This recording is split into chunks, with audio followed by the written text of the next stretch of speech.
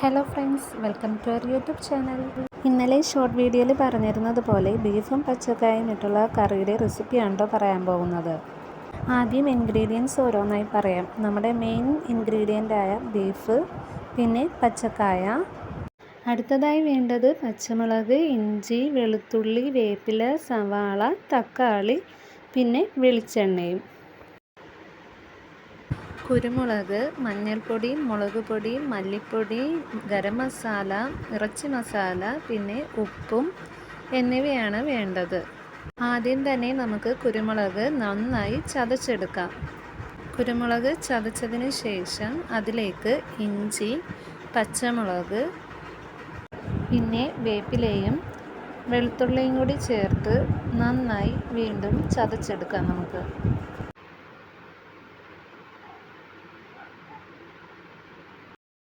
ഇനി കുക്കറിലേക്ക് കഴുകി വെച്ചിരിക്കുന്ന ഇറച്ചി ഇട്ട് കൊടുക്കാം.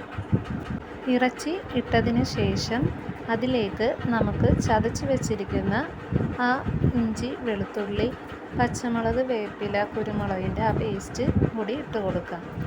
അതിനുശേഷം അതിലേക്ക് കുറച്ച് മഞ്ഞൾപ്പൊടിയും ആവശ്യത്തിന് ഉപ്പും അതുപോലെ ആവശ്യത്തിന് വെള്ളവും കൂടി ചേർത്ത് ഇളക്കി നമുക്ക് കുക്കറിൽ അടച്ചു വെച്ച് വേവിക്കാൻ വെക്കാം. ഒരു 5-6 വിസിൽ വരുന്നത് വരെ നമുക്ക് വേവിക്കാൻ വെക്കാം. കുക്കറിൻ്റെ വിസിലെല്ലാം വന്നതിന് ശേഷം ഇനി നമുക്ക് ആ വെന്ത ഇറച്ചിയിലേക്ക് പച്ചക്കായയും കൂടി ചേർത്ത് കൊടുക്കാം. ഇനി ഒരു വിസിൽ വരുന്നതിന് മുമ്പ് തന്നെ കുക്കർ ഓഫ് ചെയ്യുകയും വേണം. അടുത്തതായി വെളുത്തുള്ളി, ഇഞ്ചി, വേപ്പില, പച്ചമുളക് എന്നിവ ചേർത്ത് നന്നായി ചതച്ചെടുക്കാം. ഇനി കറി വെക്കാനുള്ള ചട്ടി ചൂടാക്കാം. അത് ചൂടായതിന് ശേഷം ആവശ്യത്തിന് വെളിച്ചെണ്ണ ഒഴിച്ചു കൊടുക്കാം.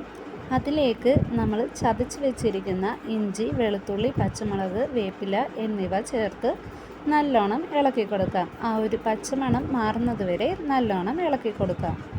പച്ചമണം മാറിയതിന് ശേഷം നമുക്ക് അരിഞ്ഞു വെച്ചിരിക്കുന്ന സവാള ചേർത്ത് കൊടുക്കാം. സവാളയും ചേർത്തതിന് ശേഷം നല്ലോണം ഇളക്കി കൊടുക്കാം. അതിനുശേഷം സവാള ഒരു കളർ ചേഞ്ച് വരുന്നത് വരെ നമുക്ക് ഇളക്കിക്കൊണ്ട് തന്നെ ഇരിക്കാം. ഇനി നമുക്ക് അടുത്തതായി ചേർക്കേണ്ടത് തക്കാളിയാണ്. തക്കാളിയും കൂടി ചേർത്തതിന് ശേഷം നമുക്ക് നല്ല രീതിയിൽ തന്നെ വഴറ്റിയെടുക്കാം.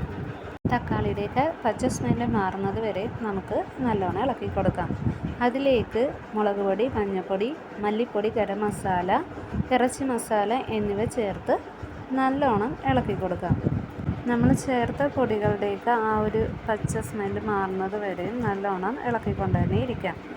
അടുത്തതായി ഇറച്ചി വേവിച്ചതിൻ്റെ സ്റ്റോക്ക് ഒഴിച്ചു കൊടുക്കാം.